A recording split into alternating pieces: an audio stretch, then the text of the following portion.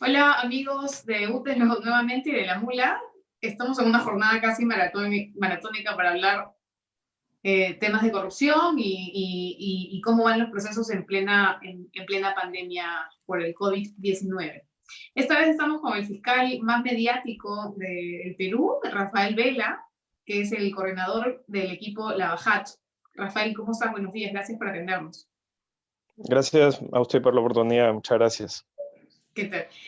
Rafael, para empezar, quería yo preguntarte algo que a mí me ha llamado la atención. El 16 de abril en RPP, bueno, RPP publicó una carta en la que usted se quejaba un poco o advertía sobre este aprovechamiento que había de parte de algunos investigados en el caso Lava Jato para poder salir de la cárcel, para buscar su excarcelación aprovechando la pandemia. Bueno, ya el Poder Judicial ha dado libertad a algunos de ellos. Sin embargo, después en el comercio, el 12 de mayo, hace pocas semanas, usted cambió de actitud. Dijo que se priorizaba mejor la salud de los investigados, la vida de los investigados, etcétera, ¿no? Y que había tomado una actitud mucho más empática.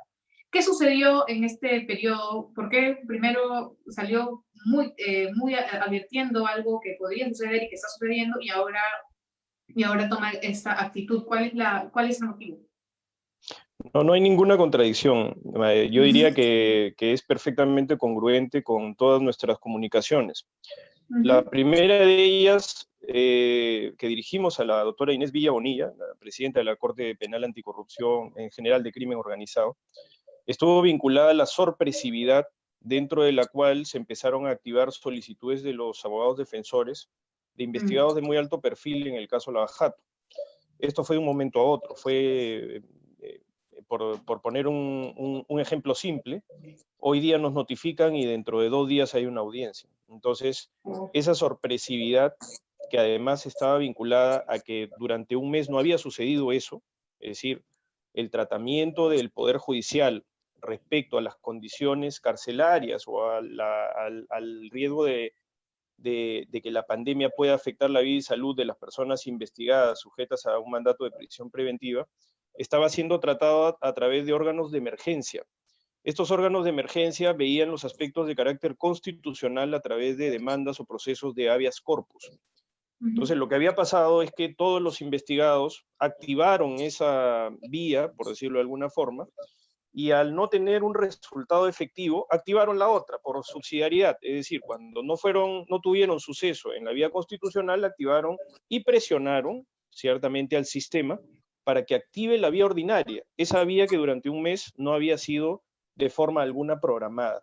Entonces, de un momento a otro, nosotros recibimos, me parece que fueron 7 u 8 notificaciones para que en el transcurso de 48 horas se lleven a cabo audiencias para las cuales en principio teníamos que saber cuál era el marco de discusión, porque nosotros estamos aislados, es decir, estamos No se viendo el escucha bien. evento social obligatorio, no tenemos acceso a nuestras carpetas de investigación. Ya. ¿Aló? ¿Sí? Sí, te escucho. Me decía que no tenían ¿Sí? acceso ustedes a la carpeta de investigación. Así es. Entonces, lo que nosotros le pedimos a la Corte, a través de la doctora Inés Villa, es que nos explique si ha habido un cambio de postura, que era evidente, un cambio de postura de parte del Poder Judicial, a través ya no de los órganos de emergencia, sino de los órganos especializados, para discutir asuntos que tenían que ver incluso con la posibilidad de que nosotros no podamos defender al Ministerio Público porque no teníamos acceso a las carpetas. Esa aclaración, que fue emitida por parte de la Corte Penal Nacional a través de la doctora Inés Villa Bonilla, se trató de figurar como si existiera una especie de enfrentamiento entre nosotros, cuando eso no fue así. En realidad era un esclarecimiento de cuál era la postura que iban a tomar a partir de lo sorpresivo que habían resultado las programaciones de los ceses de prisión preventiva.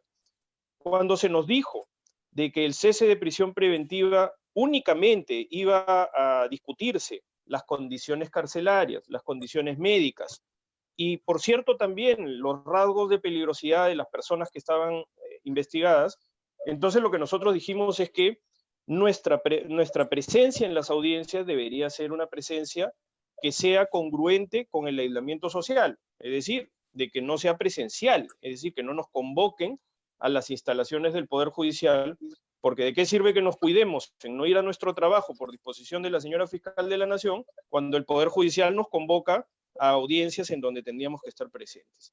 Entonces, en eso radicó nuestro punto medular respecto a la comunicación que le dirigimos a la doctora Inés Villa Bonilla con el mayor respeto. A partir de esta situación, nosotros hemos sido congruentes absolutamente con lo que usted manifestaba, porque incluso en los ceses de prisión preventiva, lo que nosotros reclamamos es que el tratamiento no puede ser un tratamiento de aprovechamiento, de oportunismo y de personas que no tienen un riesgo inminente de vida y salud versus otras que sí lo pudieran eventualmente tener. De hecho, en el equipo especial, nosotros hemos convenido en la variación. Sí, hemos convenido en la variación. Justo en ese caso, yo quería... Sí, justo en ese caso, yo quería preguntarle acerca... Usted, por ejemplo, han liberado, le han cambiado la prisión preventiva a Susana Villarán, a Jaime Yoshiyama y a Keiko Fujimori. En el caso de Susana, por una enfermedad preexistente como el lupus, a Jaime Yoshiyama entiendo que por la edad que tiene, y bueno, y Keiko Fujimori. ¿Qué diferencias hay con estos tres excarcelados? ¿Qué peligros hay de la investigación o de riesgo de fuga? ¿Estamos ante un escenario así? Sí, a ver, lo que le comentaba era, para cerrar la idea de la anterior pregunta, es que nosotros no hemos cambiado en nada. Hemos sido absolutamente congruentes cuando se dio esta circunstancia. Hemos comparecido a las audiencias y dentro de las audiencias hemos tratado de hacer un tratamiento diferenciado para evitar esta desigualdad, este oportunismo, este aprovechamiento de estas condiciones. Incluso en 3 casos, nosotros hemos convenido de común acuerdo con la defensa de los investigados para que se pueda variar la prisión preventiva por un arresto domiciliario. Esto ha sido de consenso. ¿Por qué? Porque efectivamente las condiciones personales son las que definen, adicionalmente con el riesgo de contagio y el riesgo de vida, la variabilidad de una medida de esta naturaleza, porque a nosotros tampoco nos sirve de nada que una persona muera en el penal sin recibir una sentencia absolutoria o condenatoria. Como sistema, eso sería inválido desde nuestra pretensión. Por tanto, en algunos casos, nosotros sí buscamos de que la discusión sea una discusión objetiva, es decir, donde los exámenes médicos, los exámenes del INPE y las condiciones de lo que usted dice, del peligro potencial que podría afrontar la investigación, tengan que tener un tratamiento de riesgo respecto a que pueda permanecer en un penal o no esa persona. Entonces, el caso de la señora Fujimori, con el caso del señor Yoshiyama y la señora Villarán, son diferentes. Separo el caso del señor Yoshiyama con la señora Villarán, por un lado, porque en el caso de ellos sí solicitaron ceses de prisión preventiva, lo solicitaron en función de condiciones excepcionales dentro de la pandemia, pero el caso de la señora Fujimori nunca fue así.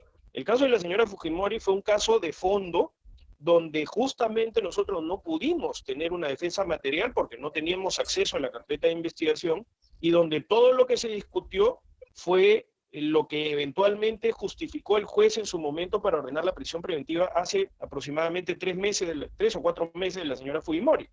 Entonces, son casos diferentes. Ahora, también es verdad que en esa necesidad de ser objetivos, en el Ministerio Público nosotros tenemos que exigir de que los documentos que sustenten las condiciones carcelarias o las condiciones de salud sean documentos que puedan ser discutidos y fidedignos, porque no es una especulación lo que nosotros vamos a decidir.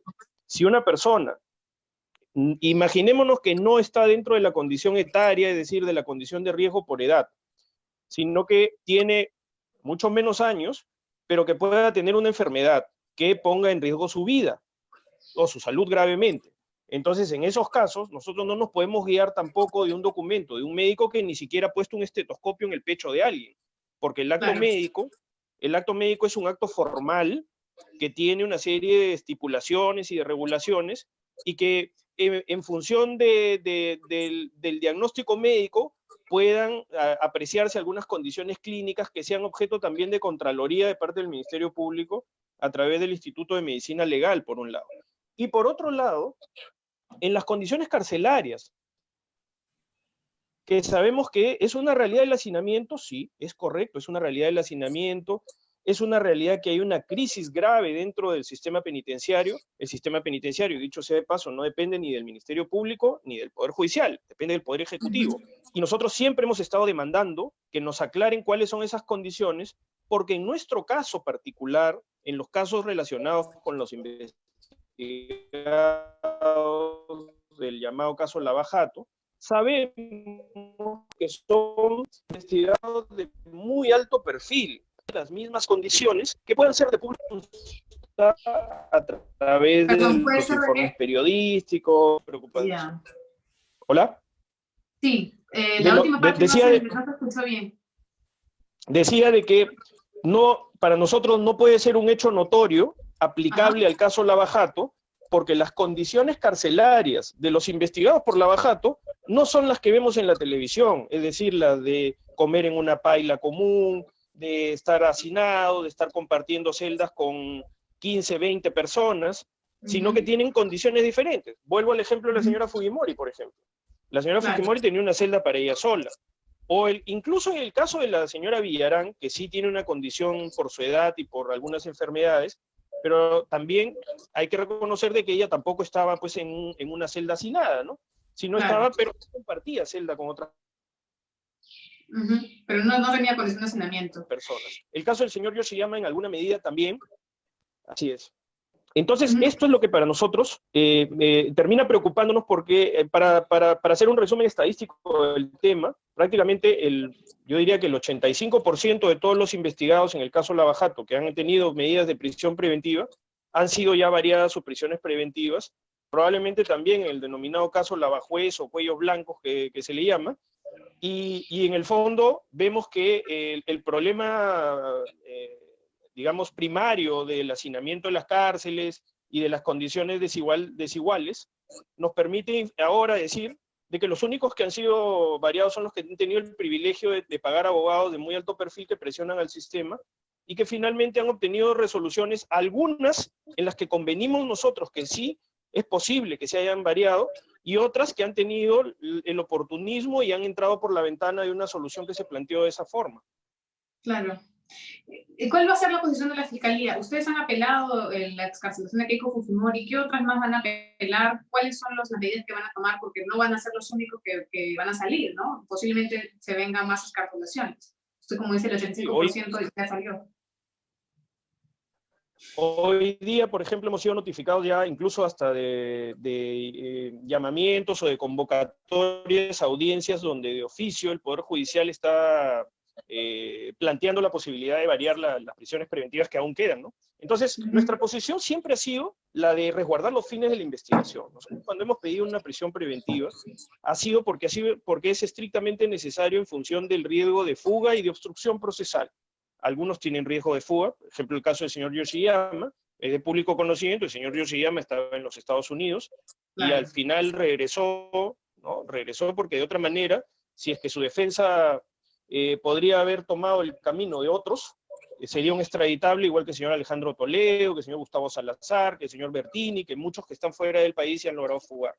Y por otro lado está el riesgo de obstrucción procesal, que también en el caso de la señora Fujimori, es plausible respecto a la compra de testigos, a la activación de un brazo legal, dentro del cual se manipulaban los testigos o se les amenazaba para dar una versión diferente, por supuesto, obstruyendo los fines de la administración de justicia, que es la averiguación de la verdad. Entonces, en cada caso, nosotros ahora estamos en una circunstancia temporal, que es el riesgo de pandemia, pero este riesgo de pandemia en algún momento va a cesar también. Entonces, de lo que tenemos que estar atentos es que de las circunstancias de lo que es el desarrollo de la investigación no exista ni actos de obstrucción ni actos de presunta fuga. Entonces, ¿por qué digo de presunta? Porque, claro, es evidente que es muy poco probable que nosotros podamos detectar un plan de fuga previo, ¿no? El riesgo de fuga es un riesgo que está definido por un grado de inferencia lógica deductiva, ¿no? Que está relacionado a la gravedad de los cargos. Una persona que siente que el brazo de la justicia ya le llega, porque hay muchas evidencias contra él, por un lado, tiene medios para hacerlo, tiene posibilidades, como hemos visto en el caso del señor, por ejemplo, Inostroza Pariachi, ¿no? Cuando vio que la evidencia era contundente, entonces salió a España y ahora es un extraditable, ¿no? Y de la misma manera podría haber sucedido. En el caso, hace muy poco tiempo, dentro del riesgo de pandemia incluso, vimos que hubo un testigo que tiene pendiente aún una apelación por un pedido de prisión preventiva, como es el señor Gerardo Sepúlveda, estaba a punto de ingresar a un avión privado para irse a Chile durante la pandemia. Entonces vemos que todo eso está relativizado y nosotros siempre vamos a insistir en cuidar los fines de la investigación cuando sea necesario. Y aquí hay que ser objetivos en decir de que nuevamente siempre se trata de decir de que en el equipo especial se abusa de la prisión preventiva, cuando eso es un hecho estadísticamente falso. En nuestro mayor número de prisiones preventivas, no hemos llegado ni a 33 prisiones preventivas sobre un universo de más de 700 personas investigadas. Entonces, ¿dónde podría haber un abuso cuando estadísticamente los números de prisión no representan ni el 5% de la cantidad de personas investigadas? Entonces, esas falacias a veces son instaladas por los abogados de la defensa, que también tienen un rol respetable. Bueno, y que tienen además un acceso mediático bastante amplio, ¿no? Llegada en los medios. Ahora, el otro tema es que usted habló de un proyecto de ley hace poco también sobre la prueba anticipada, porque es importante en el proceso. ¿Qué es lo que se propone? Usted ha hablado, me parece, con la fiscal de la Nación sobre este tema. Entonces, quiero que explique ya for dummies qué es lo que se propone, porque cuando uno habla de prueba anticipada creo que son términos bastante técnicos. Entonces, ¿qué es lo que se propone desde ya aprovechando este contexto de pandemia desde el Ministerio Público? La prueba anticipada es un mecanismo procesal mediante el cual, cuando existe algún riesgo de que la prueba testimonial, por poner un ejemplo, pueda estar en riesgo porque la persona está enferma, porque la persona por alguna circunstancia no pueda comparecer, esa prueba, que normalmente debería presentarse en un juicio de forma directa, es decir, donde el testigo pueda ser incluso hasta interrogado, no se pierda a partir de las circunstancias de lo que como emergencia puede suceder. Y entonces, eso lo que normalmente pasa es que se activa ante un juez y ese juez le da un valor probatorio significativo, que es como si estuviera presente en el juicio. Es decir, que tenga el mismo valor de testimonio como si estuviera presente, considerando las especiales circunstancias que se han planteado.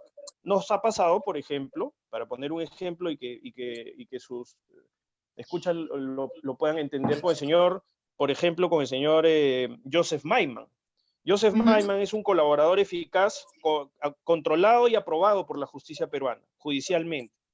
Sin embargo, es un hombre que es mayor y tiene algunas enfermedades preexistentes. Entonces, ¿qué pasaría si el señor Maiman muriera eventualmente? Por supuesto que es un hecho que no lo planteamos así, pero para que lo puedan entender, nosotros siempre aseguramos de que ese material probatorio tenga una condición dentro de la cual el acceso al material de parte de un juez pueda darle una valoración sentida o diferente a la que correspondería solo a leer un documento, solamente a la lectura de una declaración, ¿no? Entonces, ¿por qué pretendemos esto? Porque las declaraciones que hemos tomado en el extranjero, todas ellas han cumplido con una formalidad idéntica a la de la prueba anticipada en el Perú.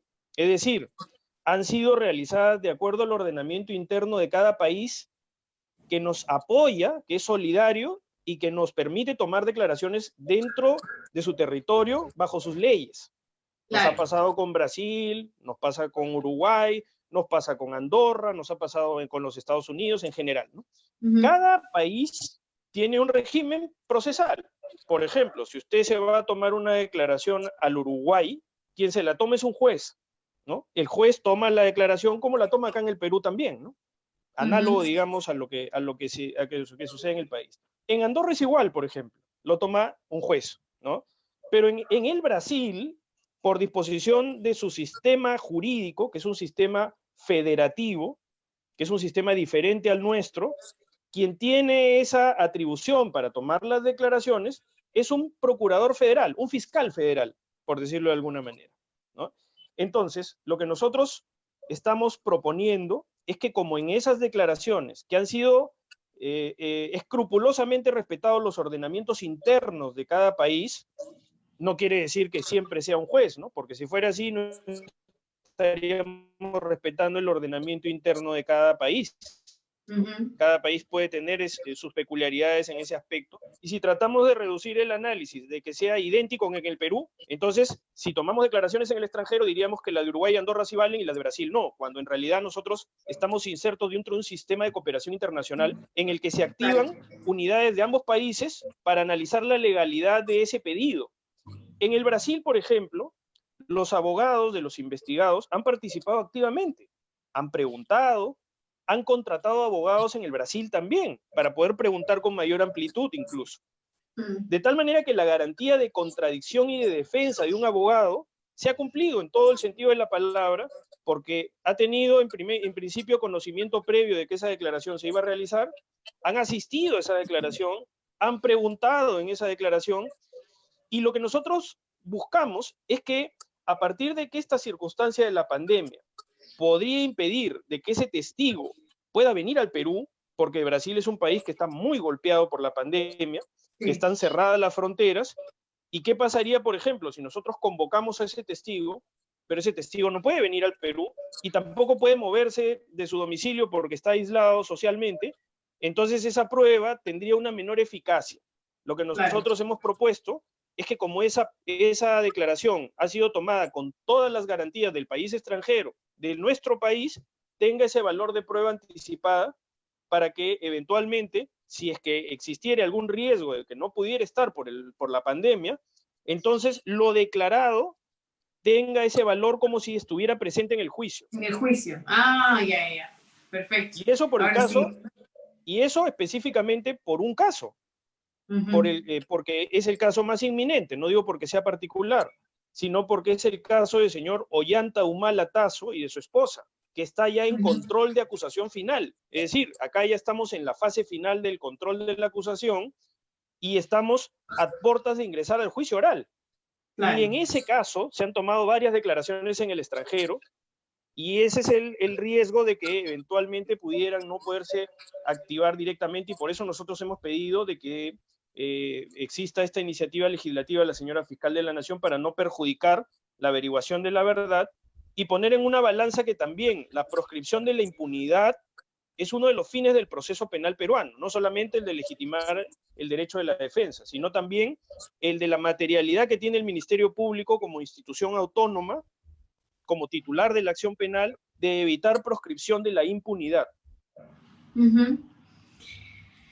Bien, eso ya nos queda más claro. Y justamente sobre los procesos, en el caso de usted me cuenta que ya está en control de acusación final, el caso de Ollanta Humala, pero la pandemia y esta emergencia nacional ha retrasado el trabajo de la Fiscalía, y usted también hablaba sobre el pedido de ampliaciones de prisiones preventivas para continuar con la investigación que había sido retrasada, ¿no?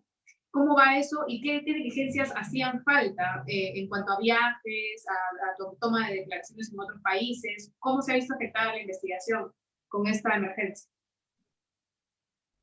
Mire, fundamentalmente nosotros en los casos que estaban más avanzados, sí ya hemos logrado poder culminar con casi todas las declaraciones. Alguna podría quedar pendiente, sin duda, dentro del mayor grado de exhaustividad que siempre debe existir en una acusación, porque lo que buscamos es destruir la presunción constitucional de inocencia, pero en general nuestras investigaciones están bastante avanzadas en los casos, por ejemplo, conocidos como el caso de la señora Fujimori. El caso del señor Humala ya tiene acusación, ahí ya ha culminado la investigación, ya estamos solamente pendientes del juicio. El caso de la señora Fujimori es un caso muy avanzado. El caso de la señora Villarán es un caso muy avanzado también. El caso de la interoceánica del extraditable Alejandro Toledo también es un caso muy avanzado, en donde ya no es que necesitemos activar una cantidad importante de pruebas en el extranjero, ¿no? Sí es verdad que hay algunas diligencias que están pendientes, pero fundamentalmente lo que nos queda es hacer un trabajo también de gabinete dentro de nuestras posibilidades y culminar comercial, que era lo que no se escucha bien. En el caso de la señora Fujimori, de la misma manera. ¿Aló? Me decía que en el caso de la señora, desde la fase final, solamente había pendiente una pericia valorativa que tenía que concluirse porque había sido observada a través de algunas solicitudes de la Procuraduría Pública Anticorrupción, en el caso del señor Toledo, y en el caso de la señora Fujimori habían algunas pericias que estaban en proceso de culminarse respecto a su patrimonio personal. Entonces, lo que tomó la pandemia en ese momento, ¿no? Nosotros llegábamos de un viaje en Brasil en donde habíamos incorporado algunos elementos también, lo que ha impedido es que esos trabajos, esas pruebas, que también son pruebas en las que participan los abogados, los peritos de parte, los abogados defensores en general, se hayan concluido. Entonces ahora estamos abocados a repensar también parte de nuestras estrategias. En principio, es evidente que no vamos a poder viajar, vamos a tener que activar mecanismos de tecnología que hacen de todas maneras perder algún énfasis dentro de lo que nosotros hacemos en el cara a cara, que creo que es mucho más valioso en ese aspecto y que creo que potenciábamos mucho la declaración en ese aspecto, pero ahora, bueno, tenemos que tecnologizar y tratar de encontrar dentro de lo que había sido tal vez un proyecto no impulsado en su oportunidad, como era la carpeta fiscal electrónica, apuntar hacia una agresiva digitalización, para que a través de esta digitalización se pueda permitir el teletrabajo, el trabajo remoto, ¿no? Y los peritos puedan avanzar y culminar en una estimación razonable también los casos que ya están maduros, ¿no? Perfecto. Fiscal, una última pregunta para terminar, y creo que es importante. Hace unos meses, usted en una entrevista con Rosa María Palacios habló sobre el proceso de pérdida de dominio en el caso de Alan García, ¿no? El expresidente fallecido. ¿Cómo va eso? ¿Se ha avanzado en ese caso? Y si es posible, y si en algún momento podemos de hablar acerca de la incautación de sus bienes, ¿no? Obtenidos posiblemente de manera ilícita. Mire, sí, efectivamente hace unos meses yo hice una declaración en la medida de lo que me resultaba posible, porque hay una reserva también que se debe cautelar. Es un proceso que ha estado activado, efectivamente está llevado dentro de la Fiscalía de Extinción de Dominio. Ciertamente yo ya no puedo comentar más al respecto porque hace ya aproximadamente unos 2 meses y medio he dejado de ser el coordinador del sistema de extinción de dominio. Por tanto, ahora ya no me corresponde ser el vocero. No, pero no es algo que no haya sido a solicitud nuestra. Lo que sucede es que yo soy coordinador de la Fiscalía de Lavado de Activos, del equipo especial también, y está haciendo una coordinación también altamente trascendente para lo que es el ataque de la espalda financiera de las organizaciones criminales. También en algún momento planteaba la posibilidad de que, teniendo 2 grandes responsabilidades de mi parte, esta eventualmente pudiera no tener la atención que correspondía y merecía dentro de su importancia. Entonces se solicitó a la señora fiscal de la Nación para que ella pueda evaluar el cambio correspondiente y pueda designar también a una persona de confianza suya para que lidere también las fiscalías de extinción de dominio. Yo me encuentro involucrado dentro del proyecto aún, porque soy el fiscal en segunda instancia, es decir, el fiscal que participa dentro de todas las apelaciones que se puedan dar en el sistema, pero ya no me corresponde la condición de coordinador. se quiere decir, a ser el coordinador nacional, ¿no? No, Sí no puedo puede decir lo que... nada todavía, no está autorizado para informarnos acerca de si se avanzó o no. ¿Quién es ahora el encargado, el encargado? Sí puedo decir, hay una fiscal superior en ese caso y bueno, evidentemente le corresponde a ver, dar esas informaciones. Puedo sí recalcar lo que dije en ese momento, ¿no? Eso sí, es evidente que sí puedo decirlo, ¿no? Es decir, que ha habido una entrega, luego de esa entrega de información, ha habido un trabajo profesional de la fiscal correspondiente, y bueno, dentro de su avance, me permití en ese momento decir ello, ¿no? Ahora ciertamente no lo podría afirmar nuevamente, pero sí remitirme al momento en el que hice esa declaración. Perfecto. ¿Alguna otra cosa que usted quiera agregar acerca de su trabajo, acerca de los peligros que tenemos que enfocarnos los periodistas, la gente alrededor, para proteger las investigaciones?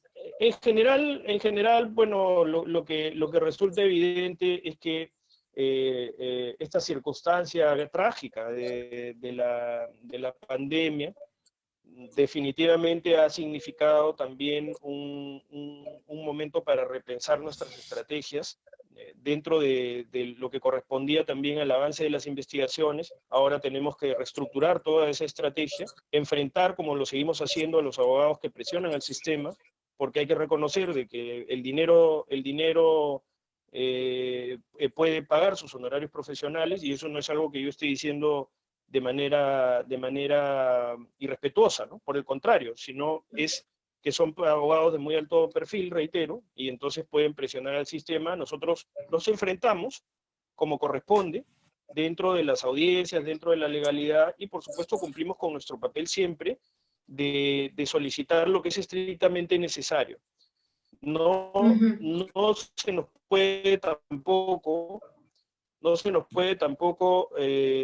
etiquetar como que no somos empáticos ante una situación, porque lo somos, pero no representamos estadísticamente un aislario, y las condiciones de las personas que están sujetas a prisiones preventivas en los casos lavajatos son distintas a la de la población penitenciaria. Entonces, lo que queremos dejar claro es que nosotros siempre estamos apegados a lo que la ley dice, siempre nos mantenemos dentro de ese nivel. Por supuesto, como usted decía, evidentemente no hay a veces comodidad de quienes defienden a personas investigadas en estos graves casos, de ver la presencia de fiscales activamente en los medios de comunicación. Ahora nosotros tenemos una presencia informativa respecto a cuáles son nuestras posturas. No negamos nunca el valioso aporte del periodismo de investigación, del periodismo en general de información. Nosotros vamos siempre a dar una explicación con cualquier circunstancia que se plantee que sea necesario.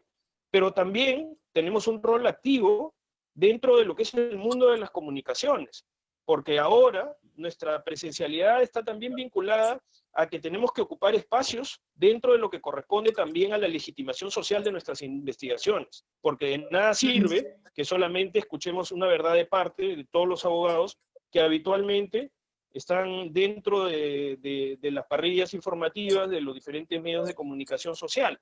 Ahora, cuando se nos pide, nosotros estamos siempre en disposición de poderlo hacer, en la medida, naturalmente, de que encontremos el mismo respeto y consideración que se deben profesionales, porque finalmente nosotros estamos trabajando y no tenemos ninguna condición personal ni a favor ni en contra de nadie, sino solamente en función de lo que podamos decir, y que tiene que verse con tolerancia, ¿no? La misma tolerancia que nosotros tenemos cuando un abogado sale a dar declaraciones, y que nosotros nos sentimos en la obligación muchas veces hasta de corregir lo que se dice porque es falso o porque es una verdad a medias.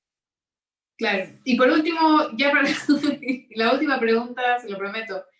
En el caso de Keiko Fujimori, usted me dice que ya está avanzado el caso. ¿Cuándo vamos a tener una acusación formal en este caso? ¿Cuándo más o menos? ¿En 3 meses? ¿En 6 meses?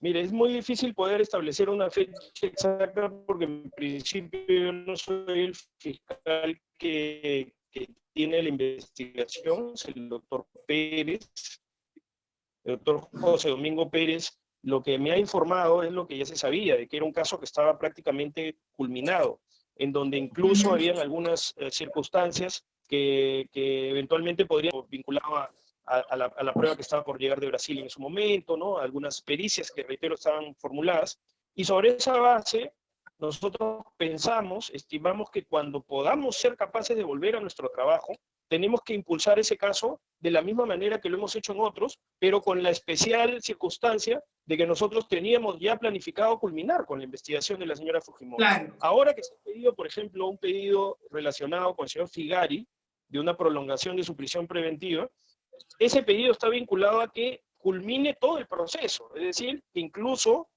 esté incluido el juzgamiento de la señora Fujimori.